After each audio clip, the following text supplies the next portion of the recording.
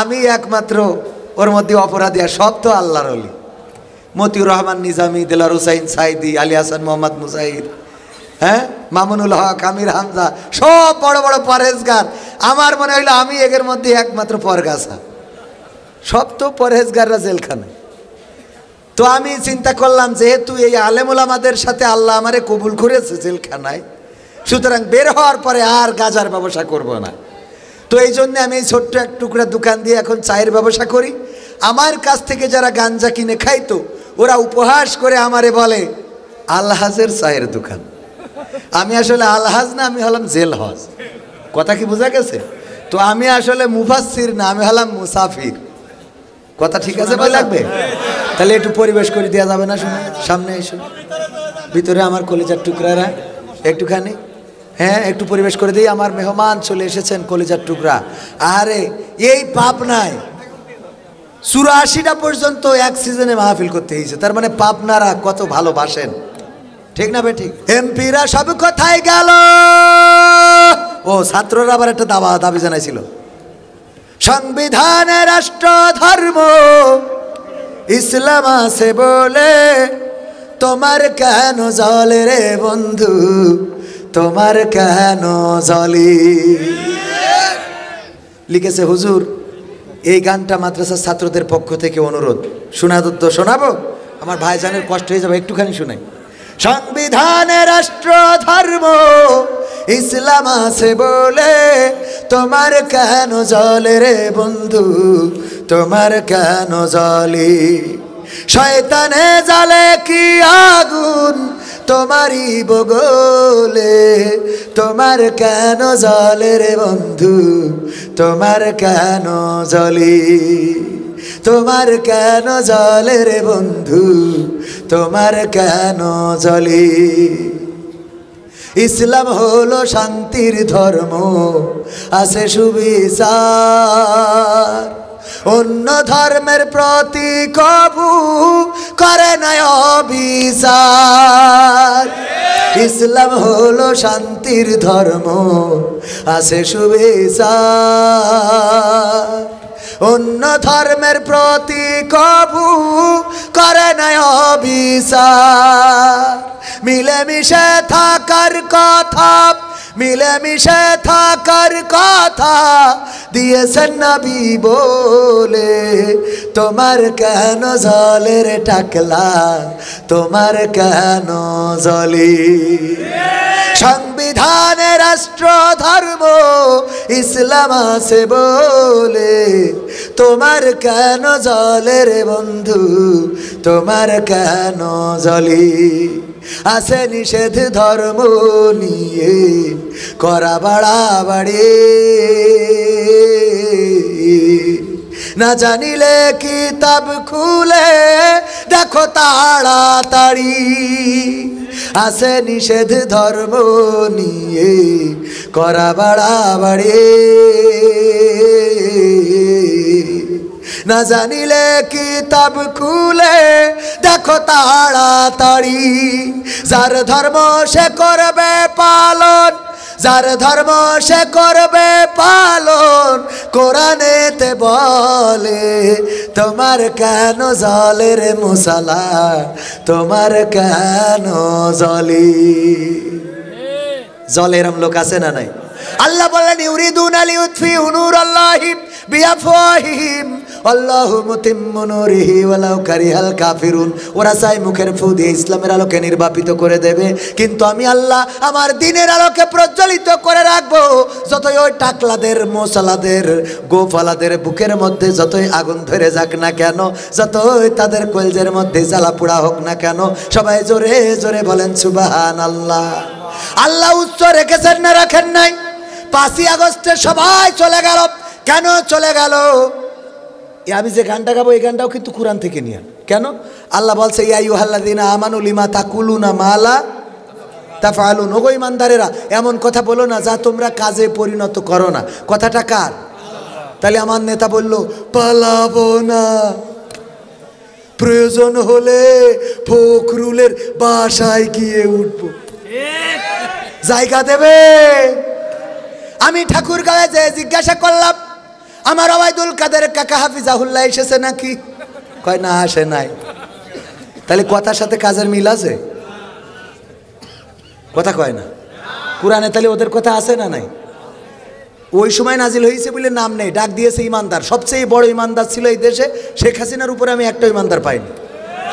সকালবেলা উঠে আগে যাই নামাজ, ফজরের নামাজ, তারপরে কোরআন তেলাওয়াত করে দিনে শুরু করেছে। অনেক জামাত কর্মও করে না, ঠিক না বে ঠিক? 2 নম্বর ইমানদার শামীম ওসমান হাফিজাউল্লাহ 80-90 রাকাত তাহাজ্জুদ না পড়ে ঘুমাতেই যায়নি কোনোদিন। সে বলল খেলা হবে, খেলা হবে। খেলার জন্য তো সবাই প্লেয়াররা মাঠে আসলো, ওরা তো নাই। আল্লাহ বলছে লিমা তাকুলুনা মা লা তাফালুন, তাহলে বলিও না। এরপরে 3 নম্বর দরবেশ হইল সালমান এফ রহমান হাফিজাহুল্লাহ। দাড়ি দেখলি মনে হয় মতিউর রহমান নিজামী রহিমাউল্লাহ আবার পৃথিবীতে এসেছে, ঠিক না বে ঠিক? ওরে দাড়ি কাবা ঘরের ইমামের পিছনে টান টেনে দাঁড়াইতে ইতেকাপ করে আসলো কদিন আগে। তাহলে এর থেকে ইমানদার আর আছে? 4 নম্বর ইমানদার ওবায়দুল কাদের কাকা রহিমাউল্লাহ। কোথায় গেল, কোথায় হারিয়ে গেল? 16 বছর চলেই গেল, কিন্তু তাকে পাওয়া যায় না, ঠিক না বে ঠিক? তাহলে এই হাফিজাউল্লাহ সেও 5 নম্বর ইমানদার মানিক। মানিকের মতো আমি, আরে দেখেন কত বড় পরহেজগার, যে সব ছাড়িয়ে দিয়ে বাগানে যে কলা পাতায় শুয়েছিল, ঠিক না বে ঠিক? আর বেরসিক জনতা বিসি পর্যন্ত খুলে নিয়েছে। কি মানে সহ্য না করি পারা যায়? এমপিরা সব কোথায় গেল, মন্ত্রীরা সব কোথায় গেল, কোথায় কাদের কাকা? তাদের সারা দেশটা এখন লাগে ফাঁকা ফাঁকা। পালাবে না, পালাবে না, যাই না তবু দেখা। পালাবে না, পালাবে না, যাই না তবু দেখা। তাদের সারা দেশটা এখন লাগে ফাঁকা ফাঁকা, ওদের সারা দেশটা এখন লাগে ফাঁকা ফাঁকা। আইন মন্ত্রী আটকে গেল আইনেরই ফাঁকে, দাড়ি সারা দরবেশের ভণ্ড ভণ্ড লাগে। আইন মন্ত্রী আটকে গেল আইনেরই ফাঁকে, দাড়ি সারা দরবেশের ভণ্ড ভণ্ড লাগে। শুনছি কত নেতা নেত্রী খাইতেছে ভাই ডান্ডা, বিচারপতি কালামানিকের ফাটিয়েছে আন্ডা। পলকেরও ঝলক গেল, পলকেরও ঝলক গেল থামিয়ে নেটের চাকা। তাদের সারা দেশটা এখন লাগে ফাঁকা ফাঁকা, ওদের সারা দেশটা এখন লাগে ফাঁকা ফাঁকা। কই গেল সেই সংসদেতে মমতাজের গান, কোথায় গেল হযরত বালা শামীম ওসমান? কই গেল সেই সংসদেতে মমতাজের গান, কোথায় গেল হযরত বালা শামীম ওসমান? ইনু মেনন্দি পুমনি আছে কারাগারে, বাপ করিলেও পাপ কখনো ছাড়ে কি আর তারে? কোথায় গেল স্পিকারের, কোথায় গেল স্পিকারের দৃষ্টি আঁকা বাঁকা? তাদের সারা দেশটা এখন লাগে ফাঁকা ফাঁকা, ওদের সারা দেশটা এখন লাগে ফাঁকা ফাঁকা। কোথায় গেল আরাফাত আর ব্যারিস্টার সুমন? কথা বলার সময় তারা করে নিয়োজন। গরু বেচছি টেকা দিমো, তোমরা খালি খাইলো, খালি গোল করলেই হইবে। কই গেল সেই আরাফাত আর ব্যারিস্টার সুমন? কথা বলার সময় তারা করে নিয়োজন। মুরগি কবির খাইছে ধরা, জাফর কোথায় আছে? গোপনে কি সেও গেল মোদি দাদুর কাছে? কোথায় গেল এ সালমের, কোথায় গেল এ সালমের কাড়ি কাড়ি টাকা? তাদের সারা দেশটা এখন লাগে ফাঁকা। লাগে না, লাগে না, ফাঁকা ফাঁকা কেন লাগে? শুধু এটুকু বলেই শেষ করে দেব। আমার ভাইজান আবুল বাশার জিহাদি সাহেব, উনার বেগম সাহেবা দাবি করলো, ওগো আমার স্বামী গো, তুমি তো জিহাদি মানুষ, আওয়ামী লীগের বিরুদ্ধে, সরকারের বিরুদ্ধে, অন্যায়ের বিরুদ্ধে, জুলুমের বিরুদ্ধে সোচ্চার কণ্ঠ সুন্দর করে কথা বলো। তোমার কাছে একটা দাবি, তুমি আমার একটা আইফোন কিনে দিবা। ওয়াজ করে করে অনেক কষ্ট করে একটা আইফোন কিনে দিয়েছে। বোর কাছে আইফোনটা দিয়ে বলল, দেখো তোমার কত ভালো বাসি, আইফোনটা তোমারে কিনে দিলাম, তোমার দাবি ছিল এই জন্য কিনে দিলাম। আইফোন কিনে দিয়ে চলে এসেছে পাবনায় ওয়াজ করার জন্যে। ওই দিন বিটিভির সংবাদ জুড়ে দিয়েছে টেলিভিশন। হঠাৎ করে দেখে ওবায়দুল কাদের কাকা বলতেছে, এই মোবাইল কে দিয়েছে? শেখ হাসিনা সরকার দিয়েছে। এইবার ফোন ধরাই বলছে, তুমি ফোন দিবা দিবা, না পাইলে না দিবা, কিন্তু শেখ হাসিনার ফোন তুমি আবার দিলে, তোমার মতো স্বামীর সাথে আমি সংসার করব, আমার শেখ হাসিনা দিয়া ফোন দিছাও তুমি, তিরানের ফোন। সংসার টিকায় রাখতে যে কষ্ট আছে না নাই? এই মোবাইল কে দিয়ে? সব তোরা দিছিস। আল্লাহ হেফাজত করুন, বলেন আমি ঠিক বললাম তো? চেয়ারম্যান সাহেব, কোরআনের সাথে গানের মিল আছে তো? ইয়াই ভাল্লাদিনা আমানুল ইমাতা কুলুন আমার। আবার কেউ বললেন না যে হুজুর রাজনীতির গান গেয়েছে, এটা কোরআনের সাথে রয়েছে। তাই কাবুর আমাক্তানে আইন্দাল্লাহি আন তাকুলু মালা তাফআলুন, এটা আল্লাহর কাছে অত্যন্ত অপছন্দের যে তোমরা মুখে যা বলো কাজে তা করো না। হাসিনা বলল, হাসিনা পালায় না, তাহলে এটা কোরআনের কথা না ভাই? এখন যদি আমিরে জামাত বলে যে আমরা পালাবো না, আর আমিরে জামাতও যদি পালায়, এই আয়াত আমিরে জামাতেরও বিপক্ষে, এটা রাজনীতির কথা না। অনেকে রাজনীতি বোঝেই না, খালি মনে করে হুজুর। আমার লেখা গানের বই আছে আমার ক্যামেরা পার্সনের কাছে, নিতে পারেন। সেই সাথে কুইজ, জীবন জিজ্ঞাসা, যেগুলো বেসিক নলেজ, নামাজ শিক্ষা, এগুলো একবারে আমি একটা ইসলামের বেসিক নলেজ এটা করে দিছি। কারণ এই যে ছোট ছোট বিষয় আজকে শিখাচ্ছিলাম। নামাজের ফরজ কয়টা মনে আছে তো? কয়টা নামাজের ফরজ? হ্যাঁ, উজুর ফরজ কয়টা? নামাজের ফরজ আর কান আহকাম 13টা। বাইরে কয়টা? বাইরে 7টা, আবার কয় 6টা। ভিতরে কয়টা? বাইরে 7টা বলিলাম, মনে আছে? জায়গা পাক, কাপড় পাক, শরীর পাক, 17 টাকা, কেবলামুখী হওয়া, ওয়াক্ত চিনা, নিয়ত করা, হ্যাঁ, এই 7টা। আর ভিতরের কয়টা? 6টা। কি করা? তাকবীরে তাহরিমা বলা, কিয়াম করা মানে দাঁড়িয়ে নামাজ পড়া। অনেকে আবার চেয়ারম্যান সাহেব, ও সব করি বেড়ায়, বাচ্চাও হাসছে বছর বছর, খালি মসজিদে গেলে চেয়ার লাগে। ঠিক না ভাই? ঠিক। তাহলে কিয়াম করা, কি করা? কিয়াম করা, কিরাত পড়া, রুকু করা, সিজদা করা, আর শেষ বৈঠকের মাধ্যমে নামাজ শেষ করা। আল্লাহ সবাই বিসমিল্লাহির রহমানির রহিম।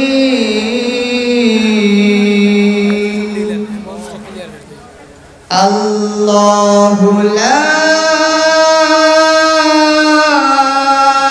ইলাহা ইল্লা হুয়াল হাইয়ুল কাইয়্যুম লা তাখুযুহু সিনাতুন ওয়া লা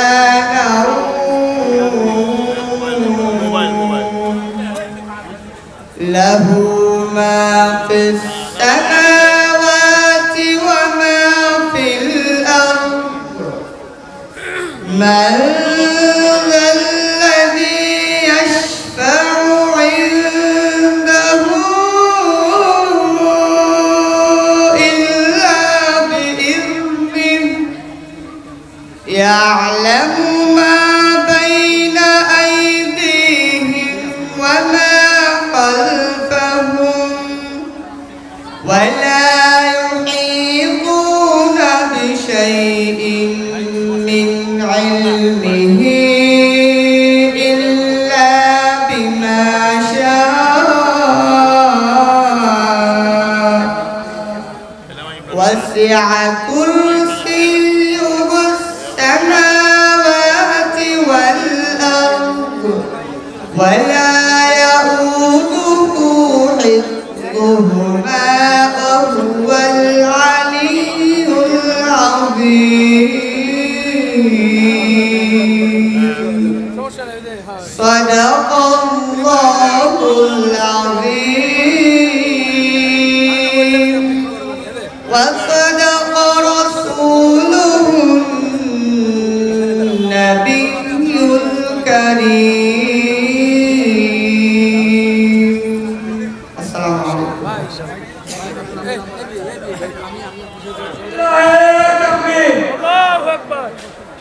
আসসালামু আলাইকুম ওয়া রাহমাতুল্লাহি ওয়া বারাকাতুহু।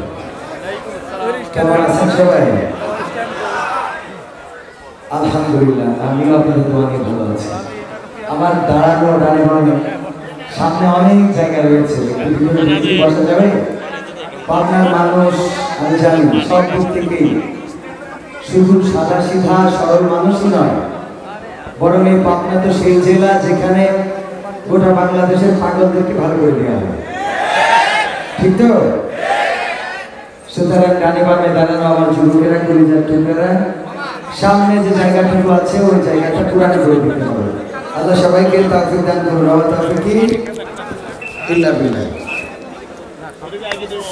ইস্টারের মানে যদি দর্শকের সাথে বা আমাদের শ্রোতাদের সাথে ভালো করে রিল্যাক্সে কথা না বলা যায় তাহলে এটা আমি কথা বলতে পারি না, নিজে মাইক্রোফোনটা তো আমার নাকের উপরে বসে থাকে, খেয়াল করেছে? এই জন্য হাতে কথা বলবো তো ওই স্টাইলে। মাহফিল যখন দিবেন তখন মাথায় রাখবেন, যারা বাইক ভাড়া দিবেন তাদেরও মাথায় রাখতে হবে, স্ট্যান্ড একটা নিয়ে আসবেন। এক একজনের এক এক রকম জিনিসের প্রয়োজন হতে পারে, আপনি না পারলে এটা তো সমস্যা না। আগামীতে ইনশাআল্লাহ এটা মাথায় রাখবেন।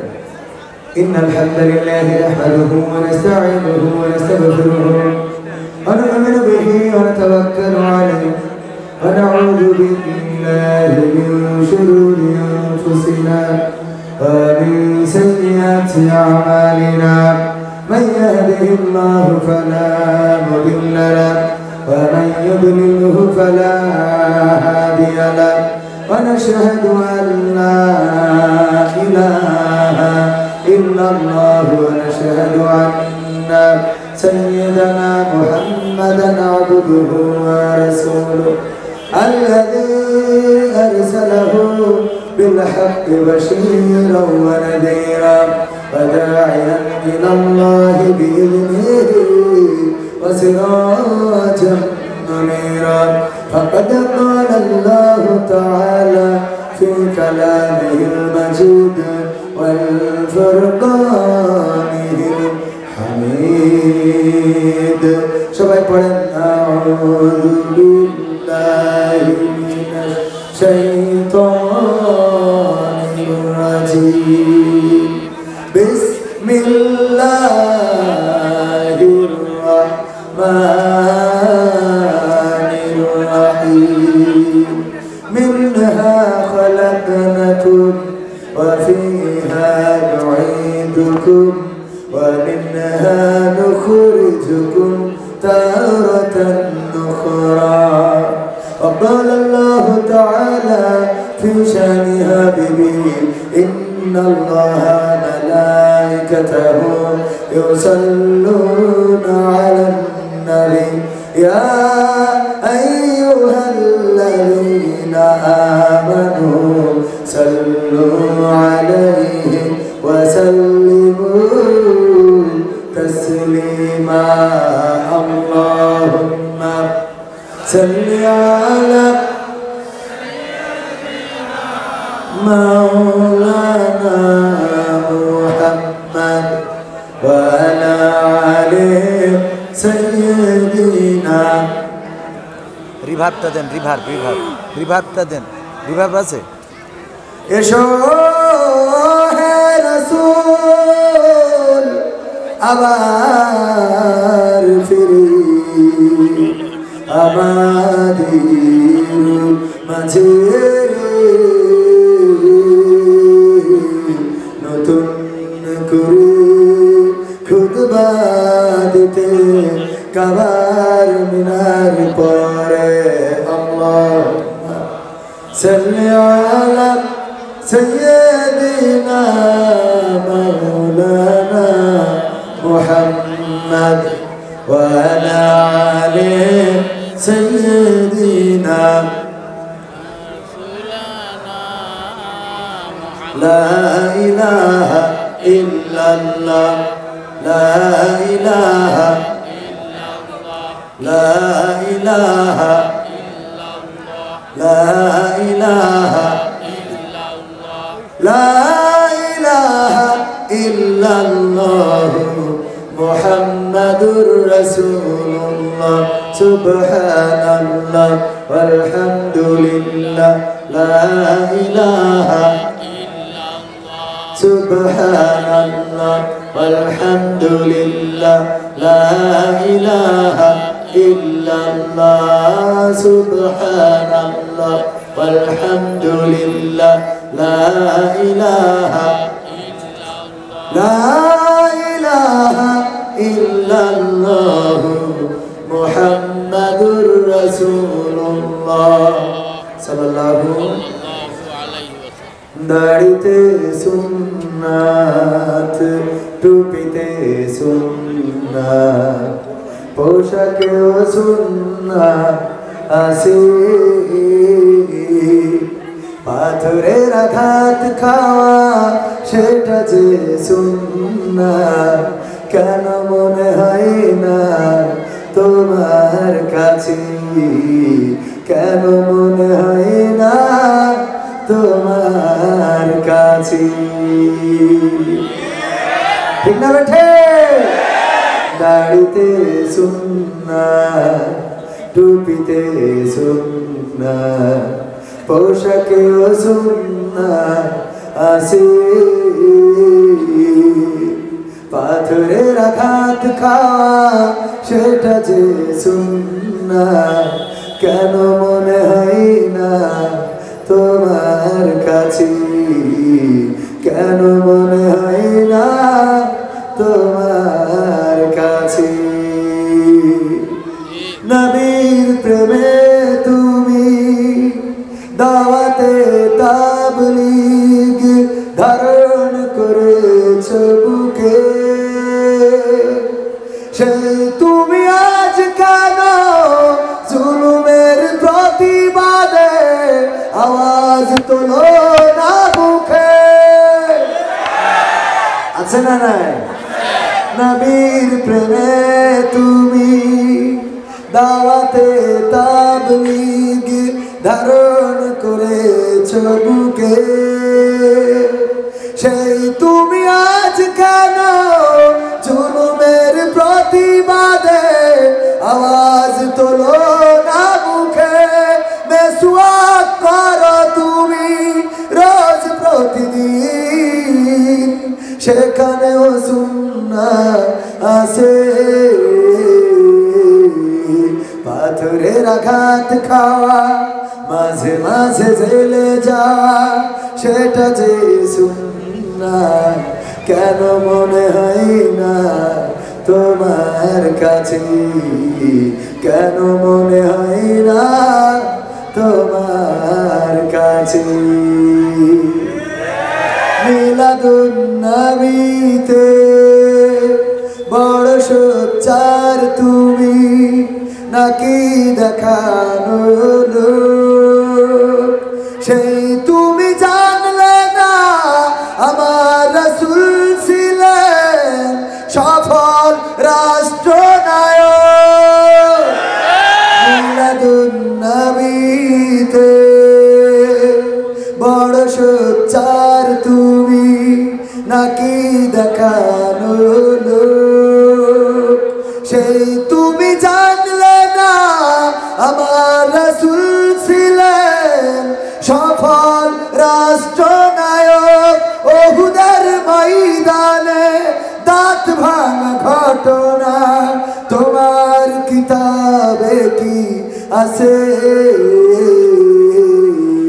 পাথরের আঘাত খাওয়া মাঝে মাঝে রিমান্ডে যাওয়া সেটা যে সুন্নাত কেন মনে হয় না তোমার কাছে কেন মনে হয় না তোমার কাছে ঠিক না বেঠে সবাই জোরে বলতে হবে ঠিক না বেঠে দাড়িতে সুন্না মানি টুপিতে সুন্না মানি জুব্বাই সুন্না মানি খাওয়ার শেষে মিষ্টি খাওয়া সুন্না মানি দাওয়াতে তাবলীগ সেটাও আমরা সুন্না মনে করে করে থাকি ওগো আমার ভাইরা কিন্তু আল্লাহর রাসূল সাল্লাল্লাহু আলাইহি সাল্লাম মক্কায় যখন দাওয়াত দিতেন কাফেররা থুতু নিক্ষেপ করত গায়ে পাথর ছুঁড়ে মারত সিজদায় গেল, মাথায় উটের মরা পচা নাড়ি ভুড়িগুলো চাপিয়ে দিল। তায়েফের রাস্তায় গেল, রক্ত ছড়লো, জুতা আটকে গেল। উহুদের ময়দানে দান মোবারক শহীদ হয়ে গেল। মক্কা ছেড়ে মদিনায় হিজরত করা লাগলো। 27টি যুদ্ধ করলেন নিজ হাতে তরবারি নিয়ে। সেই রাসূলের এই যুদ্ধ বিগ্রহ, হিজরত করা, রক্ত ছড়ানো, এই সুন্নাতগুলো মানতে আমরা রাজি নই, বলেন ঠিক কিনা? এই সুন্নাতগুলো মানার লোক পাওয়া যায়? বলে আমরা নিরীহ মুসলমান, আমরা মারামারি, ক্ষমতার দ্বন্দ্ব, চেয়ারের লড়াই, চেয়ারের বড়াই, চেয়ারের পাওয়ার নিয়ে আমাদের দৌড়াদৌড়ি নাই। আমরা দাওয়াতে দ্বীনের কাজ করি। নামাজ শেষে বলে ভাইরা আমার বসে যাবেন, দিনী আলোচনা হবে, বহুত ফায়দা হবে, আছে না নাই? ফায়দা হবে, আমাদের কোনো আপত্তি নাই। আল্লাহর মেহমান, আল্লাহর ঘরে ঘরে যায়, দাওয়াতি কাজ করে, সুন্দর করে করে মানুষকে বোঝায়, আসো দিনের পথে দাঁড়িয়ে রাখো, টুপি পরো। ওরা ক্ষমতা নিয়ে কোনোদিন মিছিল করলো না, কোনোদিন রাজপথে নামলো না, নামার দরকারও নাই। কিন্তু এমন কি ঘটে গেল যে ওই সাদ আর জুবাইর পন্থী মারামারি করে 4 জনের জবাই করে দিল। করেছে না করে নাই? তাহলে ক্ষমতার লড়াই, ক্ষমতার বড়াই, ক্ষমতার চেয়ারের আকাঙ্ক্ষা তাদেরও আছে না নাই? আমরা মানতাম তোমাদের চেয়ারের আকাঙ্ক্ষা নাই, তাইলে সাদার জুবাইর পন্থী এত গোলমাল, এত মারামারি যে আজ পর্যন্ত জামাতকে মেরেছে এমন আছে নাকি? চরমানাইকে মেরেছে, আছে। তারা অন্য দলের কোন ইসলামী দলের নাই। খেলাফত মজলিস বলেন, হেফাজতে ইসলাম বলেন, অন্য কোন ইসলামী দল যারা বলে ক্ষমতার লড়াই করে, যারা রাজপথে থাকে, নেতৃত্ব দেয়, অনেকে আবার বলে রাজপথে মিছিল করা হারাম, মিটিং করা হারাম, গাড়ির চাকা বন্ধ করা যাবে না। কিন্তু যেই লোকগুলো মসজিদে মসজিদে নিরীহ মুসলমান, তাদের মধ্যে এমন কি হয়ে গেল যে নিজেরা নিজেদের জবাই করে 4 জনের দুনিয়া থেকে বিদায় করে দিল? ওই জায়গায় মারামারি জায়েজ আছে? আছে? তার চেয়ে বড় রাজপথে থেকে আল্লাহর জমিনে আল্লাহর দ্বীন কায়েম করার জন্য আন্দোলন করতে হবে। ওগো আমার ভাইরা, দাওয়াতি কাজ করাতে কোনো গুনাহ নাই, বরং এটা তো ফরজ। আল্লাহ রাব্বুল আলামিন বলেছেন, ওয়া মান আহসানু কওলাম মিম্মান দাআ ইলাল্লাহ ওয়া আমিলা সালিহান ওয়া ক্বালা ইন্নানি মিনাল মুসলিমিন। আমার আল্লাহ বলছেন, তার কথার চেয়ে ভালো কথা, উত্তম কথা আর কেউ বলে না। যে নিজে ভালো কাজ করে আর অপরকে ভালো কাজের জন্য আহ্বান করে, আর মুখে ঘোষণা করে দেয় আমি একজন আত্মসমর্পণকারী। আমি একজন কি? মুসলিম শব্দের অর্থ কি? আত্মসমর্পণ করা কার কাছে? শেখ হাসিনার কাছে। হ্যাঁ, খালেদা জিয়ার কাছে। ওইটাও না, মতিউর রহমান নিজামীর কাছে। ওইটাও না। কার কাছে? আল্লাহর কাছে মাথা নত হবে। পৃথিবীর কোন নেতার কাছে নয়, পৃথিবীর কোন জনশক্তির কাছে নয়, মাথা নত হবে কার কাছে? সবাই একটু দরুদ পড়েন, আল্লাহুম্মা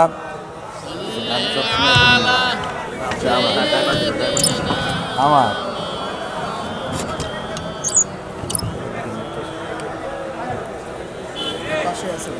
মনে করতে পারে ফাঁকা করে আমার কানে যেন আসে। সবাই দরুদ পড়েন, আল্লাহুম্মা সাল্লি আলা সাইয়্যিদিনা মাওলানা মুহাম্মদ ওয়া আলা আলিহি।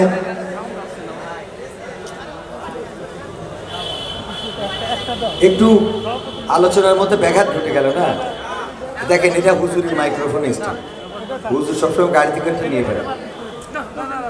মার্কেটিং করলাম না? না, মার্কেটিং না।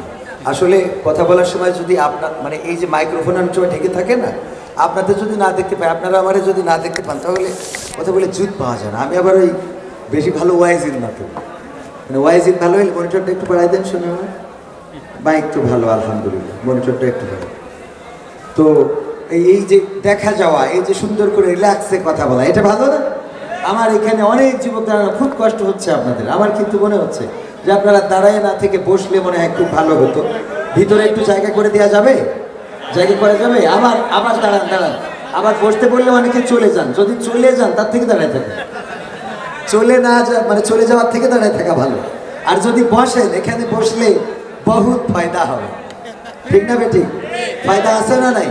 প্রতিটা কর্ম রেকর্ড করছেন কে?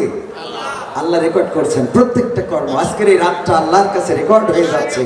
মুনকার নাকির তারা লিখতেছে আজকের এই আমল নামাটা পরকালের ময়দানে নাজাতের ওসিলা হতে পারে। বলেন সুবহানাল্লাহ। আল্লাহ ওসিলা তালাশ করবেন। সোয়াব দিয়ে যদি জান্নাতে যাওয়া যেত, একবার সুবহানাল্লাহ বললে রাসূল সাল্লাল্লাহু আলাইহি সাল্লাম বলেছেন, বুখারী শরীফের হাদিস, যে পৃথিবীর যত খালি জায়গা আছে সেই সমপরিমাণ সোয়াব আমল নামায় দেওয়া হয়। তাহলে একবার সুবহানাল্লাহ বললে যদি সোয়াবের ওজনে জান্নাত দিত, তো একবার সুবহানাল্লাহ বললে জান্নাত 3-4টে হবে, ঠিক না বেঠিক? কারণ গোটা দুনিয়া ভরে তো সোয়াব নিয়ে আসে। তার মানে শুধু সোয়াব দিয়ে জান্নাতে যাওয়া যাবে? আল্লাহর ক্ষমা দরকার, আল্লাহর অনুগ্রহ দরকার, আল্লাহর রাহমত দরকার। আল্লাহ রাব্বুল আলামিন যার প্রতি করুণা করবেন তিনিই জান্নাতে যাবেন, যার প্রতি করুণা করবেন না, সোয়াব দিয়ে, শুধুমাত্র সোয়াব দিয়ে জান্নাতে যাওয়া যাবে না। কথা কি বোঝা গেল? যাই হোক, তো তাইলে আলোচনায় যেহেতু বিঘ্ন ঘটেছে, শুরু করব। গঙ্গারামপুর হাফিজিয়া মাদ্রাসার উদ্যোগে আয়োজিত 2 দিন ব্যাপী বার্ষিক ইসলামী জালসার শ্রদ্ধাভাজন সভাপতি জনাব মাওলানা মোহাম্মদ হাবিবুল্লাহ সাহেব, অধ্যক্ষ তারাবাড়িয়া সিনিয়র মাদ্রাসা পাবনা, যার অসংখ্য ছাত্র রয়েছে আমার থেকে অনেক বড় বড় শিক্ষিত। আমি ওনার ছাত্র হতে পারলে নিজেকে ধন্য মনে করতাম। প্রধান অতিথি হিসাবে থাকার কথা জনাব আলহাজ মোহাম্মদ আব্দুল লতিফ বিশ্বাস, চেয়ারম্যান মর্জিনা লতিফ ট্রাস্ট পাবনা। এছাড়া বিশেষ অতিথিদের মধ্যে অধ্যক্ষ হাফেজ মাওলানা মোহাম্মদ ইকবাল হুসাইন সাহেব, আলহাজ মোহাম্মদ শওকত হোসেন বিশ্বাস সহ আরও অন্যান্য ব্যক্তিবর্গ রয়েছেন। আলোচনা করেছেন আলহাজ মাওলানা মোহাম্মদ বাকিবিল্লাহ সাহেব, যিনি পরিচালক সগির আহমেদ ইকরা কমপ্লেক্স, যেই মাদ্রাসার সুনাম আপনাদের সবার মাঝে পরিচিত। সুনাম ছড়িয়ে গিয়েছে পাবনা থেকে আরও অন্যান্য, এমনকি আমেরিকা সহ অন্যান্য দেশগুলোতে এই কমপ্লেক্সের সুনাম আছে না নাই? যার কারণে, যার প্রচেষ্টায় আলহাজ মাওলানা মোহাম্মদ বাকিবিল্লাহ সাহেব আলোচনা করেছেন। আমি ওনার ছাত্র হতে পারলে নিজেকে ধন্য মনে করতাম, ওনার জুতা বহন করার যোগ্যতা আমার নাই। আলোচনা করবেন, খুলনা থেকে এসেছেন আমার প্রিয় ভাই, আন্তর্জাতিক খ্যাতিসম্পন্ন মুফাসসিরে কোরআন হযরত মাওলানা মোহাম্মদ আবুল বাশার জিহাদি সাহেব, যার আলোচনা শোনার জন্য আপনারা অপেক্ষমান রয়েছেন।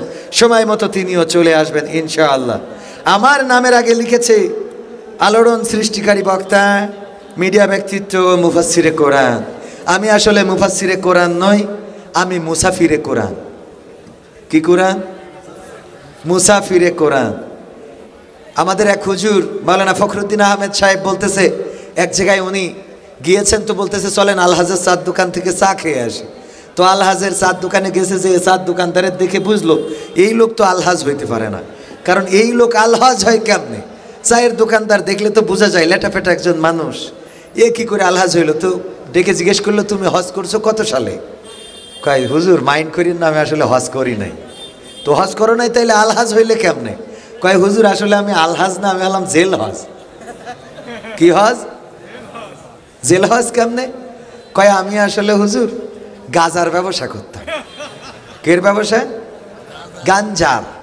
গাজার ব্যবসা করতাম, গাঞ্জার ব্যবসা করতাম। তো পুলিশ আমারে ধরে নিল, জেলখানায় দিল। দেওয়ার পরে দেখি আমি একমাত্র ওর মধ্যে অপরাধী, আর সব তো আল্লাহর ওলি। মতিউর রহমান নিজামী, দেলার হুসাইন সাইদি, আলী হাসান মোহাম্মদ মুজাহিদ, হ্যাঁ, মামুনুল হক, আমির হামজা, সব বড় বড় পরহেজগার। আমার মনে হইলো আমি এর মধ্যে একমাত্র পরগাছা, সব তো পরহেজগাররা জেলখানায়। তো আমি চিন্তা করলাম, যেহেতু এই আলেম ওলামাদের সাথে আল্লাহ আমারে কবুল করেছে জেলখানায়, সুতরাং বের হওয়ার পরে আর গাজার ব্যবসা করব না। তো এই জন্য আমি এই ছোট্ট এক টুকরা দোকান দিয়ে এখন চায়ের ব্যবসা করি। আমার কাছ থেকে যারা গাঞ্জা কিনে খাইতো, ওরা উপহাস করে আমারে বলে আলহাজের চায়ের দোকান। আমি আসলে আলহাজ না, আমি হলাম জেল হজ। কথা কি বোঝা গেছে? তো আমি আসলে মুফাসসির না, আমি হলাম মুসাফির। কথা ঠিক আছে বাজান? হ্যাঁ, তাইলে আপনাদের বুঝতে সহজ হবে। কারণ প্রত্যাশা যদি প্রাপ্তির চেয়ে কম হয়, হতাশা আমাদের মধ্যে গ্রাস করে। কিন্তু প্রত্যাশার চেয়ে প্রাপ্তি যদি বেশি হয়, তাইলে আমাদের হতাশা থাকে না। প্রত্যাশার চেয়ে প্রাপ্তি কম হয়ে গেলে মাহফিলটা দিয়েছে, একটা চিন্তা আছে যে আমাদের অন্তত 30 লাখ টাকা উঠবে, এরকম একটা চিন্তা। যদি 30-এর জায়গায় 50 ওঠে তাইলে তো প্রিন্সিপাল কোথায় বাবা, আকাশে ওড়ে, ঠিক কিনা? কিন্তু 30 লাখের বাজেট টার্গেট, হঠাৎ করে 15 লাখে শেষ, মাথায় কাজ করবে? বাড়ি যেয়ে দেখা যাবে বউ বলবে কি মাহফিল ভালো হয় না, কই আর মা কইও না। হ্যাঁ, খরচ করলাম 30 লাখ, উঠেছে 15 লাখ। কই মা তুমি কারে বলতেছো? খুকা যেই বলবে এই খুকা তোর আব্বা একদিন মাথা টাথা খারাপ হয়ে গেছে মনে হয়, যে একটু বল দিন যে কার মা বললো। ছেলে এসে বলছে আব্বা আপনি মা বলেছেন কার? বলছে ভাই তুই এখন দূরের সদ দিন, এখন তুই আমার সামনে বগর বগর করিস না ভাই, সর মাপ চাই তোকের কাছে। কারণ টার্গেট ছিল কত? 30, উঠেছে কত? এখন মা হয়ে যায় বউ আর ভাই হয়ে যায় ছেলে। তো এই জন্যই প্রত্যাশার চেয়ে প্রাপ্তিটা যদি বেশি হয় তাইলে ও সে যেই জায়গায় বাসে যাবে ওই জায়গায় বিমানে যায়। ঠিক না বে ঠিক? ঠিক না বে ঠিক? এই জন্যে আমাদের প্রত্যাশা কম রাখতে হবে, প্রাপ্তিটা যেন বেশি হয়ে যায়। বাইসাইকেলের টার্গেট করেছেন, বিয়ে করার পরে শ্বশুর যদি একটা বাইসাইকেল দেয়, ওখানে যদি পালসার একটা পেয়ে যান তাহলে তো মনে হবে আর একটা বিয়ে করি, ঠিক কি না? কারণ তার টার্গেট ছিল যে শ্বশুর যদি খুশি হয়ে দিলে তো অসুবিধা নেই। হ্যাঁ, আবার যেন এরকম কেউ ব্ল্যাকমেইল করে না যে আব্বা খুশি হয়ে একটা পালসার কিনে দেন, তাইলে আবার হবে না। কিন্তু খুশি হয়ে একটা পালসার কিনে দেন আমারে বলা যাবে না। আপনি কি করবেন, যদি খুশি হয়ে শ্বশুর আপনার ভিটে বাড়ি সব লিখে দেয় কোনো অসুবিধা নেই, যৌতুক হবে না। কিন্তু যদি ব্ল্যাকমেইল করে, যে খালি বোর সামনে অনেকেই বুদ্ধি করে, খালি বলে 2 লাখ টাকা হলি কার কাছে বলবো, 2 লাখ টাকা যদি হইতো না, আব্বার তো বলা যাবে না এই সময়, এটা ঠিকও না। মানে টার্গেট হইলো যে কোনোভাবে আব্বার কানে পৌঁছায় না। আব্বা মানে কি? শ্বশুর। কথা কি বোঝা গেছে? তো এইগুলো করা যাবে না। এই জন্য প্রত্যাশার চেয়ে প্রাপ্তিটা যেন আমাদের আল্লাহ বেশি দিয়ে দেন। আমরা প্রত্যাশা করব কম, প্রাপ্তি বাড়িয়ে দেবেন কে? আল্লাহর কাছে আমরা চাইবো অল্প, দিবেন বেশি। তবে চাইবেন, আপনি প্রত্যাশা করবেন কম, যখন পাবেন তখন মনে হবে আলহামদুলিল্লাহ এটা পাওয়ার যোগ্য আমি না, এই মাহফিলে বসে কথা বলার যোগ্য আমার সেই যোগ্যতা নাই, আল্লাহ বসিয়েছেন, বলাচ্ছেন, আল্লাহ শুকরিয়া আদায় করছি আলহামদুলিল্লাহ। আছেন দিনদার ইমানদার মুসলমান ভাই বাবাজিরা, পর্দার অন্তরালে মা এবং বোনেরা, আমার প্রাণপ্রিয় যুবক ভাইয়েরা যাদেরকে বড্ড ভালোবাসি, সবাইকে অন্তরস্থল থেকে সালাম জানাচ্ছি, আসসালামু আলাইকুম রহমতুল্লাহ। আমরা আল্লাহর শুকরিয়া আদায় করছি যে মহান রব দয়া করে মায়া করে আমাদেরকে মানুষের কাতারে সৃষ্টি করেছেন। আল্লাহ চাইলে আমাদের অন্য কোনো প্রাণী করে পাঠাতে পারতেন, আল্লাহ চাইলে আমাদের বিকলাঙ্গ করতে পারতেন, আল্লাহ চাইলে অন্ধ করে পাঠাতে পারতেন, আল্লাহ চাইলে বোবা করে দিতে পারতেন, আল্লাহ চাইলে হাত নাই, পা নাই, চোখ নাই, কান নাই, ল্যাংড়া, নুলা এই জাতীয় শব্দ ইউজ করা হয় যাদেরকে, এই মানুষদের কাতারে আমাদের পাঠাইতে পারতেন না? পারতেন না? যে আল্লাহ আমাদের এসব থেকে মুক্ত করে একজন সুস্থ সবল সুঠাম দেহের অধিকারী করে মানুষ বানিয়ে এই পৃথিবীর মাঝে পাঠিয়েছেন, সেই রবের শুকরিয়া আদায় করে বলছি আলহামদুলিল্লাহ। শুকরিয়া আদায়ের ভাষাটা আর একটু জোরে হইলেও ক্ষতি নাই, আস্তে বললেও অসুবিধা নাই, কিন্তু আমাদের আবেগ উচ্ছ্বাস দিয়ে মাঝে মাঝে একটু শুকরিয়া আদায় করার দরকার হয় না? হয় না? আমরা যখন রাজপথে যাই, নেতা আছে কোন সে নেতা? হ্যাঁ, সেদিন স্লোগান দিচ্ছে, বলছে আমার কি আমরা সবাই রাসূল সেনা, ভয় করি না বুলেট বোমা। ও উল্টো বলতেছে ভয় করি না বুলেট বোমা। পাশের তো দেখি আমার রিসিভ করে নিয়ে যাচ্ছে একজন কাছে, আমরা সবাই মুজিব সেনা। মানে মুখস্থ হয়ে গেছে, আগে বলে বলে অভ্যাস ছিল তো। এরা মিছিল আছে না নাই? আমরা ভয় করি না বুলেট বোমা, আমরা সবাই অমুক সেনা তমুক সেনা। আমরা কার সেনা?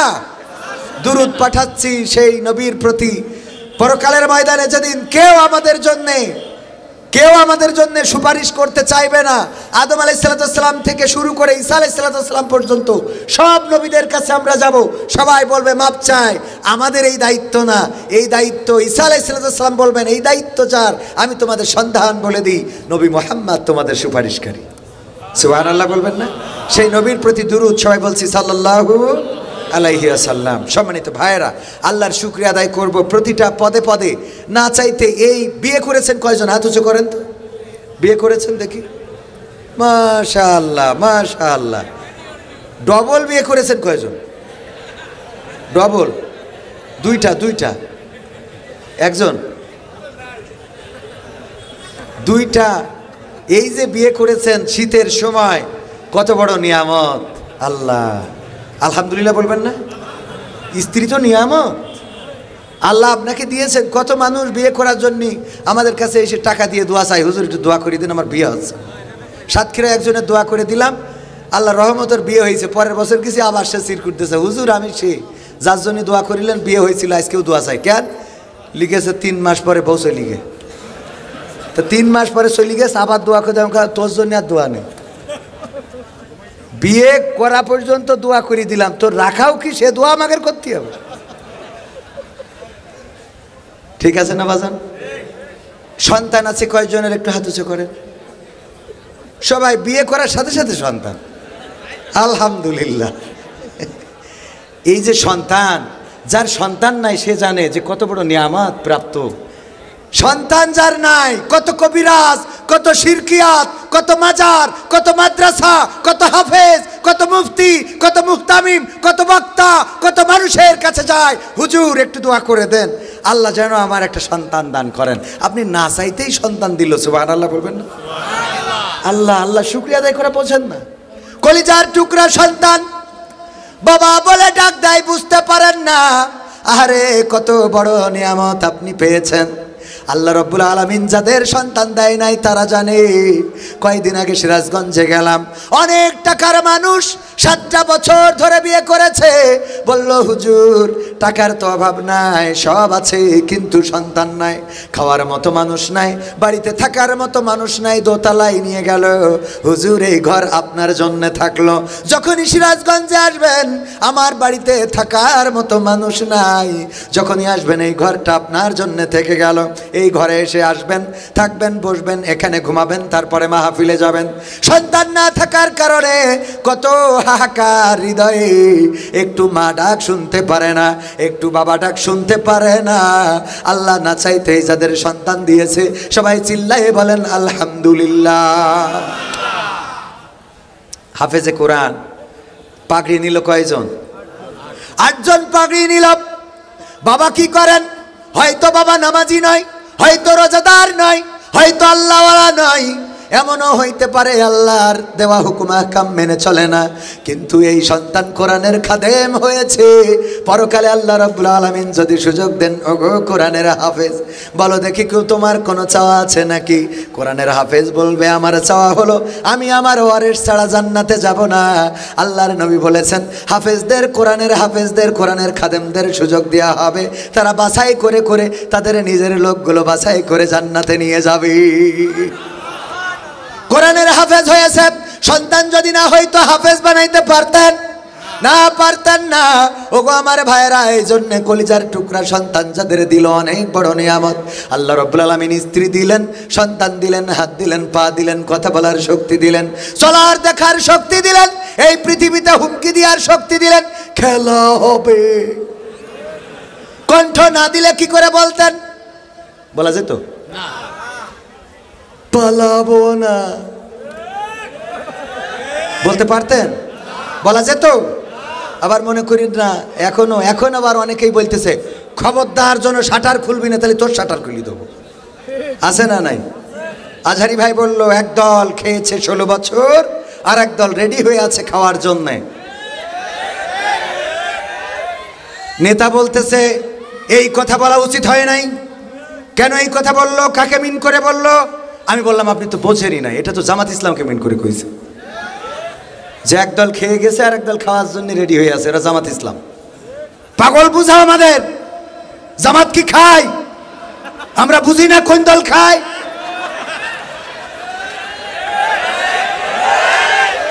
আমি কইলাম আপনি বোঝেন ভালো কথা। যদি সত্যিই মনে করেন আপনার দল খায়, আপনি কসম করে বলেন আপনার দলে কি এই জাতীয় কোনো আইন আছে নাকি যে সাদাবাজি করা যাবে, মেরে খাওয়া যাবে, দুর্নীতি করা যাবে, এইভাবে অন্যায়ভাবে মানুষের সম্পদ ভক্ষণ করা যাবে? কয় না, করা তো যাবে না। বরং আমাদের লিডার যিনি, তিনি বলে দিয়েছেন যদি কেউ চাঁদাবাজি করে, যদি কেউ দুর্নীতি করে, যদি কেউ অন্যায়ভাবে কারো কাছ থেকে টাকা পয়সা নেয়, তাইলে তাকে ধরে নিয়ে আইনের হাতে সোপর্দ করার জন্য। আমি বললাম যদি দলের হাইকমান্ড এই কথা বলে থাকে, এই হাইকমান্ডের কথার বাইরে যারা এই কাজগুলো করে তারা কিন্তু দলের আইন মানে নারী, ঠিক না বেঠে? সুতরাং সে দলের লোক নাই, সে বাংলাদেশ জাতীয়তাবাদী দল নাই, সে বাংলাদেশ আওয়ামী লীগ নয়, সে বাংলাদেশ জামাত ইসলাম নয়, সে বাংলাদেশ হেফাজতে ইসলাম নয়, সে হলো বাংলাদেশ চাঁদাবাজ পার্টি, ঠিক না বেঠে? এই চাঁদাবাজ পার্টিদের কি আর এই বাংলায় ঠাঁই দেওয়া হবে? তাদের জন্য বাংলার মানুষ রক্ত দেয় নাই, তাদের জন্য আমরা জুলাইয়ের অভ্যুত্থান করি নাই, তাদের জন্য আমার আবু সাইদ রক্ত দেয় নাই, তাদের জন্য শান্ত মুগ্ধ রক্ত ছড়ায় নাই। ওগো আমার ভাইয়েরা, ১৫০০-এরও বেশি ছাত্র রক্ত দিল যেই বৈষম্য দূর করার জন্য, যেই শান্তিময় বাংলাদেশ আনার জন্য। সেই বাংলাদেশে আবার নতুন করে চাঁদাবাজি করবে, আবার কারো দোকান বন্ধ করা হবে, কারো প্রতি অন্যায় করা হবে, কাউকে খুন করা হবে, কারো প্রতি অবিচার করা হবে। বাংলাদেশের জনগণ এটা মেনে নেবে না। মানবে এটা? যদি জামাত ইসলাম করে তাহলে মানা হবে, ও তাও মানা হবে না, আমার ভুল হয় আছে। হেফাজতে ইসলাম করলে মানব না, মানব না। আমরা যাদেরকে দেশ থেকে বিতাড়িত করলাম, তারা যেই কাজ করার জন্য বিতাড়িত হয়েছে, একই কাজ যদি জামাত ইসলাম হেফাজতে ইসলাম করে, আবার কবির বিন সামাদরা রাজপথে দাঁড়াবে, ঠিক না বেঠে? সুতরাং গার পরে টেনে নেওয়ার কিছু নাই। গার পরে টেনে নিবেন কেন? আপনি তো আপনি তো এই লোক না। আপনারা আমরা সবাই মিলে একটা সুন্দর বাংলাদেশ চাই, ঠিক না বেঠিক? আমরা চাই বাংলাদেশে কাঁদবে না আর কেউ তো দুঃখে, আমরা চাই প্রতিটা মানুষ মিলে মিশে থাকবে সুখে।